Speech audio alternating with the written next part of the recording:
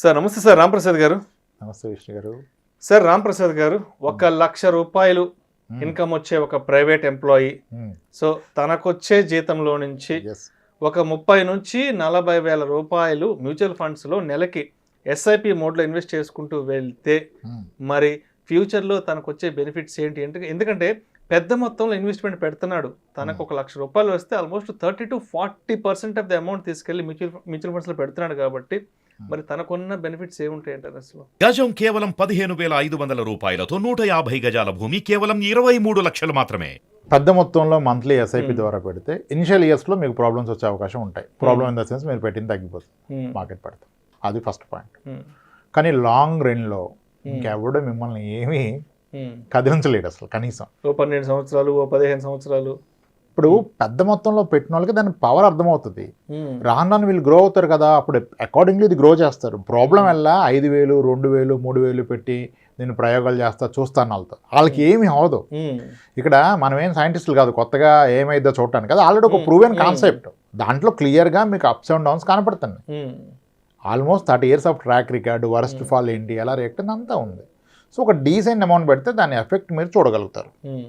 Okay, పెద్ద మొత్తంలో పెట్టిన వ్యక్తి రాను ఇంకా పెద్ద మొత్తంలో పెడతారు. ఫస్ట్ స్టెప్ అప్ పెంచుకుంటూ పోతాడు, తనకు కూడా ఆదాయ వనరులు పెరుగుతూ ఉంటాయి కాబట్టి.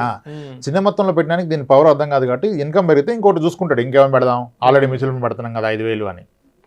ఓకే, పెద్ద మొత్తంలో పెట్టడానికి ముందు మీరు అన్నట్టుగా private sector employee, be it pharma, be it manufacturing, be it IT, whatever it is, దీంట్లో పెట్టడం వలన ఆయన భవిష్యత్తు మీద భరోసా పెరుగుతుంది. ఎందుకు పెరుగుతుంది? ఇప్పుడు నెలకు ఒక 30,000 పెడుతున్నాడు అంటే కనీసం 80,000 జీతం లేని 30,000 పెట్టలేడు. ఓకే, 30,000 నెలకు పెడితే పర్ ఇయర్ ఆయన పెడుతుంది ఎంత?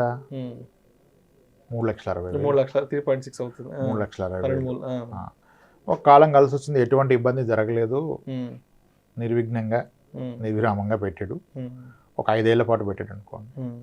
5 ఏళ్ళు అంటే 5 3 15 లక్షలు, ఇంకొక 3 18 లక్షలు పెట్టాడు. మార్కెట్ అంతా సవ్యంగా సాగి జరిగితే ఈ పెట్టిన 18 లక్షలు కాస్త పెరిగి ఒక 25 లక్షలు అవుతుంది. 25-27 లక్షలు అవుతుంది. లేదు మార్కెట్ అప్పుడు దెబ్బ కొట్టేసింది, అప్పటిదాకా 25 లక్షలు అయిపోయి 25% పడిపోయింది మార్కెట్. అప్పుడు 25 కాస్త మళ్ళీ 5 లక్షలు తగ్గి 18 లక్షలు అయింది అనుకోండి, 7 లక్షలు తగ్గింది, 25% పడిపోయింది. అంటే 5 ఏళ్ల తర్వాత నేను పెట్టిందే ఉంది. ఇది పాసిబుల్. అదే రోజు మార్కెట్ పడ్డది, రేషన్ వచ్చింది, జాబ్ కోల్పోయారు. ఓకే, అప్పుడు ఆయన నెలవారీ ఖర్చు ఒక 60,000 ఉంటుంది, 60,000 70,000 ఖర్చు ఉంటుంది. సో ఇప్పుడు జాబ్ పోతే ఇమీడియట్గా కావాల్సింది ఏంటి? ఏమీ అక్కర్లా, నెలవారీ ఖర్చులు డబ్బులు ఉంటే ఆడ ధైర్యంగా పడుకోవచ్చు. ఆయనకు కావాల్సింది ఎంత? 60,000 కదా. నీ దగ్గర ఎంత ఉంది డబ్బు? 18 లక్షలు ఉంది. 60,000 నెలకు తీసుకుంటే సంవత్సరానికి నువ్వు తీసుకున్నది ఎంత? 7,20,000.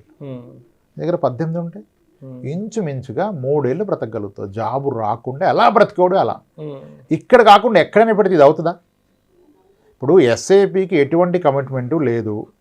మీరు పెడుతున్న అమౌంట్ పెంచుకోవచ్చు, తగ్గించుకోవచ్చు, ఇష్టం వచ్చినప్పుడు ఆపేయచ్చు, క్యాన్సిల్ చేసేయచ్చు, ఎస్ఐపిని పాజ్ కొట్టచ్చు కొన్ని నెలల పాటు. అలాగే ఎప్పుడు ఏ అవసరానికైనా ఎంత అంటే అంత తీసుకోవచ్చు. ఇలా ఉన్న వెసులుబాటు ఇంకెక్కడైనా ఉందా?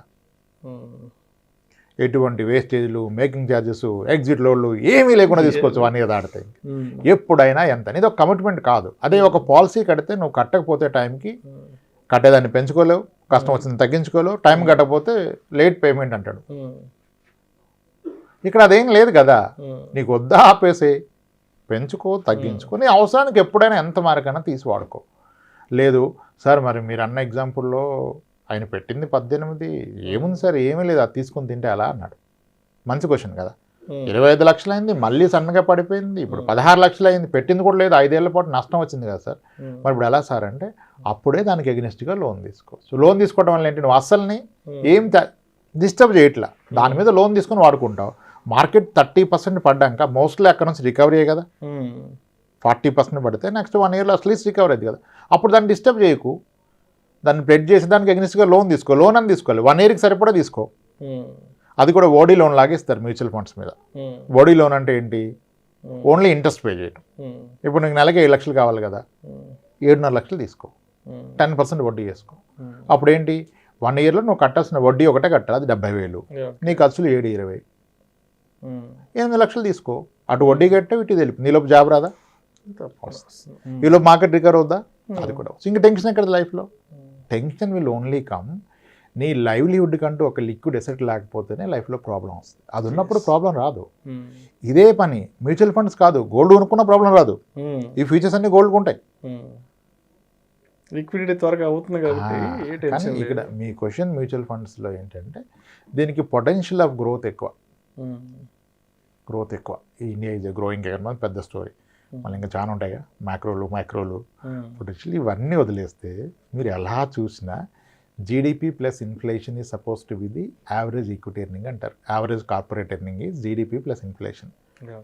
ఇండియా జీడిపి 7, ఇన్ఫ్లేషన్ ఎంత కొట్టినా 6 ఉంటుంది. 7 + 6 = 13 ఎక్కడికి పోదు. మీరు మంచి ఫండ్ హౌస్లో పెడితే ఇంకో 2-3% ఆల్ఫా ఇస్తాడు ఫండ్ మేనేజర్. లాంగ్ రేంజ్లో 12-13 ఎక్కడికి పోదు. అండ్ అది ఎంత వస్తుందని కాకుండా ప్రతి అవసరానికి ఆదుకుంటుంది. ఇలా ఆదుకునేది ఇంకేమన్నా ఉందా ఉంటే చెప్పండి. అంటే మళ్ళీ మొత్తం మ్యూచువల్ ఫండ్ అయినా సార్ మీరు చెప్తున్నారు ఏమన్నా అయిపోతే మొత్తం ఒక దాంట్లో పెడితే రిస్క్ కదంటే, నువ్వు మొత్తం అంటే ఎంత పెడుతున్నావు? నీకున్న ఇల్లు ఉంది కదా 60 లక్షలు, నీకున్న స్థలం ఉంది కదా, ఇది ఎంత పెట్టి నువ్వు పెట్టింది 20-30 లక్షలే కదా. అలా కాదు, మ్యూచువల్ ఫండ్ ఏం జస్ట్ ఒక దాంట్లో కాదు కదా. ఒక ఫండ్లోకి వెళ్ళి మీరు పోర్ట్ఫోలియో చూస్తే ఎన్ని ఉంటాయి దాంట్లో. ఒక హైబ్రిడ్ ఫండ్ పెడితే 10-11% గవర్నమెంట్ బాండ్స్ ఉంటాయి, కమోడిటీస్ ఉంటాయి, REITs రియల్ ఎస్టేట్లు ఉంటాయి, ఈక్విటీ స్టాక్స్ ఉంటాయి. It is again diversifying, it's not in one. ఏం చెప్పాలంటే ఒక వన్ అసెట్ క్లాస్ కాదు, ఇది ఒక బిజినెస్ కాదు కదా. మీ దగ్గర ఫార్మా స్టాక్స్ ఉన్నాయి, IT స్టాక్స్ ఉన్నాయి, బ్యాంకింగ్ ఉన్నాయి, స్పెషాలిటీ కెమికల్స్ ఉన్నాయి, కన్జ్యూమర్ FMCG ఉన్నాయి, అన్నీ ఉంటాయి కదా. Why are you worried? It's well diversified. మనకంటే తెలివైన వాడు మేనేజ్ చేస్తున్నాడు, వాడికి ఎమోషన్ లేదు, ఆడి day in day out job అదే. ఈ మధ్య మొన్న HDFC కరెక్షన్ అయింది కదా, అయినప్పుడు అందరూ మ్యూచువల్ ఫండ్ మీద రీసెర్చ్ మొదలెట్టేశారు. వీళ్ళు ఇంత హోల్డ్ చేశారు. ఒక ఫండ్ హౌస్ అసలు HDFC హోల్డ్ చేయలేదు. ఆ ఫండ్ హౌస్ గొప్పదని చెప్తున్నారు. నిజానికి గొప్ప ఫండ్ హౌసే, ఇప్పుడు హోల్డ్ చేయలేదు. మరి ఇదే విశ్లేషకులు అదానీ పడ్డప్పుడు ఆ ఫండ్ హౌస్ హైయెస్ట్ హోల్డ్ చేస్తుంది అదానీ. అప్పుడు ఈ ఫండ్ హౌస్ నమ్మొద్దు, వీడు అదానీ ఎక్కువ హోల్డ్ చేస్తున్నాడు. చూసారా ఎలా మాట్లాడుతున్నాం మనం. సో అంటే వాళ్ళకు ఒక ఫండ్ హౌస్కి ఒక ప్రొసీజర్ ఉంటుంది, వాళ్ళు ఫాలో అవుతారు. But they are definitely experts. ఆ రోజు అంత పడ్డ లాస్ట్లోకి వెళ్ళలేదు, ఈరోజు కొంచెం బెటర్గా చేయగలిగారు. విత్ ఇన్ ఫండ్ హౌస్ కూడా ఒక స్టాక్ని ఒక ఫండ్ హౌస్లోనే ఒక ఫండ్ మేనేజర్ ఒప్పుకోడు. I'm not a believer in the stock అంటాడు.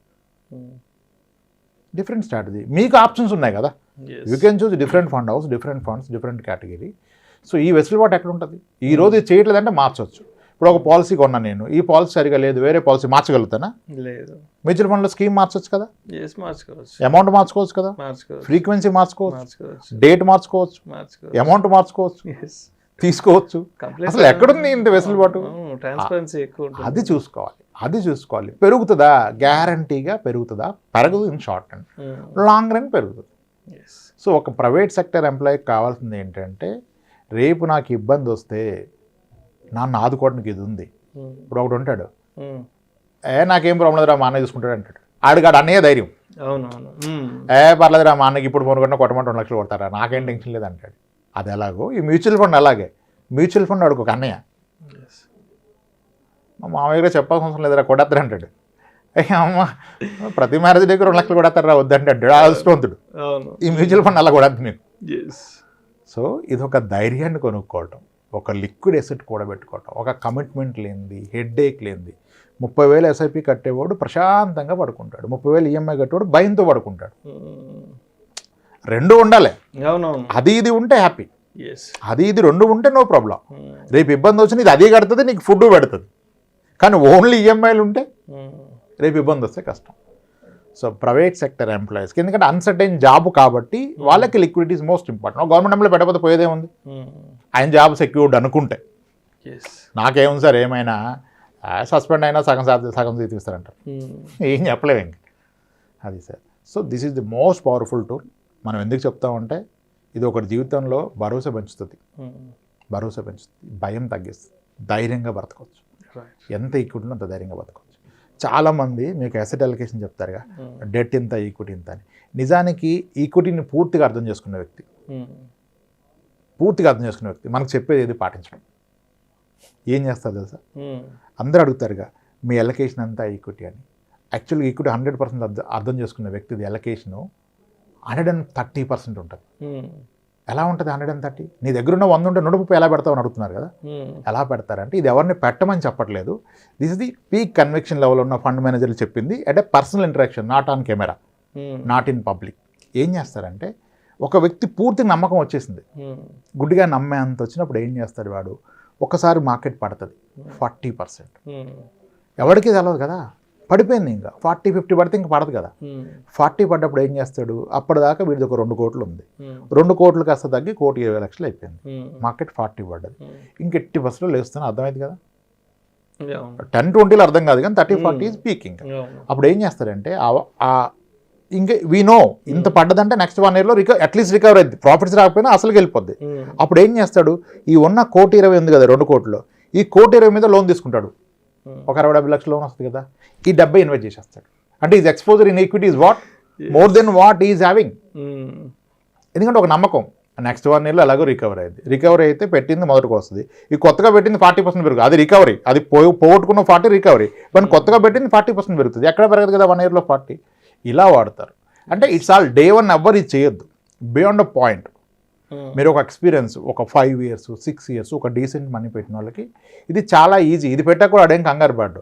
కానీ ఫస్ట్ టైం పెట్టేవాడికి అని చెప్తే ఆ నిద్రపడ్డది, ఈలో బీపీ వస్తే డయాబెటీస్ పోతాడు. బియాండ్ అ పాయింట్ ఒక ఎక్స్పీరియన్స్ వచ్చాక ఒక డీసెంట్ మనీతో ఎక్స్పీరియన్స్ తీసుకోవాలి. ఎస్ఐపిలో అటు ఇటు కానీ మనీ పెట్టడం దండగా ఉపయోగం లేదు. ఒక పనికొచ్చే మనీ పెట్టండి. జీతాలు పెద్దగా ఉంటాయి, 10,000 చేస్తున్నా, 15,000 చేస్తున్నా, 25,000 చేస్తున్నా. దేనికి చేస్తున్నా 25,000? దేనికి వస్తుంది చెప్పు, దేనికి వస్తుంది? నీ కొడుకు 6th class. అవును సార్ 6th class. ఇంకెన్ని ఇయర్స్లో హైయర్ ఎడ్యుకేషను? ఇంకేముంది సార్, ఒక 7 yearsలో హైయర్ ఎడ్యుకేషన్ కదా. ఎక్కడ పంపిస్తావు సార్? ఒక మంచి ఇన్స్టిట్యూట్ సార్, మణిపాల్ యూనివర్సిటీ పంపిద్దాం అనుకున్నాను సార్. ఎంత మణిపాల్ యూనివర్సిటీ? మా వదిన గారి అబ్బాయికి 28 లక్షలు అయింది. మరి మీ వాడికి ఎంత అయింది? 60 లక్షలు అయితే సార్. అవుతుంది కదా. మరి 25,000 ఎస్ఐపి 60 లక్షలు అయిద్దా? కాదా సార్ అంటే ఎట్లా అయిద్దా? నువ్వు పెట్టేది ఎంత? 2.5 లక్షలు సంవత్సరానికి, 6 ఏళ్ళు పెడితే ఎంత? 15 లక్షలు. 15 లక్షలు 40 అయిపోద్దా? మా అంటే 20 అయింది. సరిపోదు కదా.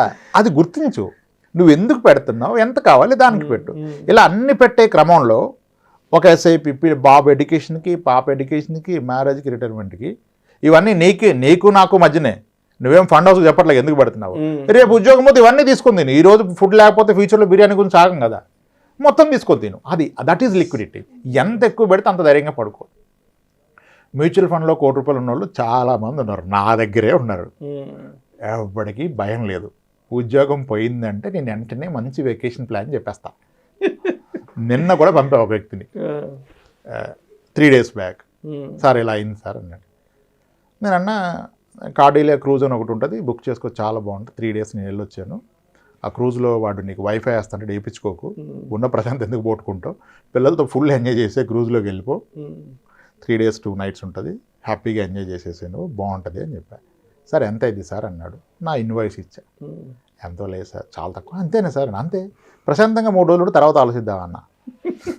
నేను వెంటనే సెర్చ్ చేసి, సార్ ఇమీడియట్గా బుక్ చేస్తే రేట్ ఎక్కువ ఉంది సార్, మీరు లేట్గా బుక్ చేస్తే తక్కువ. అరే ఎక్కువ తక్కువ ఏంటి, నీ దగ్గర ఉన్న డబ్బులు కదా ఎక్కువ తక్కువ. సరిగా మార్కెట్ ఒక రోజు లెగిస్తే వస్తుంది నీకు ₹1,00,000. కొట్టన్నా, కొట్టేశాడు, రెడీ అయిపోయాడు. నెక్స్ట్ ఫ్రైడే పోదామని. ఈలోపు మళ్ళీ కంపెనీ నుంచి, సార్ మీకు ఐజేపీ పెట్టుకోవచ్చు, ఐజేపీలో మీకు అని చెప్పారంట. సార్ మన ఐజేపీలో మళ్ళీ వేరే పోస్ట్ ఇస్తున్నారు సార్, మనం ఏమి ఈ నోటీస్ పీరియడ్లోనే ఐజేపీలో వచ్చేస్తుంది సార్ అన్నాడు. అలానే నువ్వు టూర్ మానేస్తావా? నో. జాబ్ పోతే వెకేషన్కి వెళ్ళు, టూర్కి వెళ్ళు, ఫ్యామిలీతో ఎక్కువ టైం స్పెండ్ చేయి, లైఫ్ ఎంజాయ్ చేయి. అది ఎప్పుడు అవుతుంది? When you have liquid asset. That's what. ఎంత ఎక్కువ అమౌంట్ మ్యూచువల్ ఫండ్లో పెడితే అంత ప్రశాంతంగా ఉండొచ్చు, కానీ అర్థం చేసుకుని పెట్టాలి. పెరగడానికి పెట్టొద్దు, మీ అవసరానికి వాడుకోవడానికి పెట్టండి. పెరగడానికి పెడితే ప్రాబ్లం, పెరిగినా తగ్గినా నా అవసరానికి వెళ్ళిపోతానికి ప్రాబ్లమే లేదు లైఫ్కి. Highest possible amount should go to mutual fund, SIP, just not pure equity, maybe hybrid funds అవన్నీ. అది మీరు కూర్చొని డిస్కస్ చేసుకొని పెట్టుకోవాలి. That makes your life simple, confident, healthy. Mental tension ఉండకే జబ్బులు వస్తాయి. ఆర్థిక సమస్యలే అనారోగ్యానికి కారణాలు. అది ఉన్నప్పుడు టెన్షన్ లేదు కదా, సింపుల్ చేసుకోండి, అలా పర్ఫెక్ట్ పెట్టుకోండి. Thank you so much Ramprasad garu. Right sir.